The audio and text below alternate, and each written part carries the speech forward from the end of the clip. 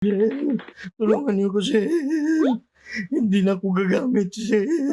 Magbabago na ako, sir. Please. Ay, tika lang, relax ka muna. Ano bang problema mo, Adi? Sir, kahit ako na lang yung ipasok niyo sa box. Wag lang yung nanay ko, sir. Sabihin ko lahat, sir. Yung source ko, sir. Yung nanay ko, sir. Huliin yung nanay ko, sir. Pero huwag niyong ipasok sa box. Nay! Nay! Buti naman at buhay ka pa, nay!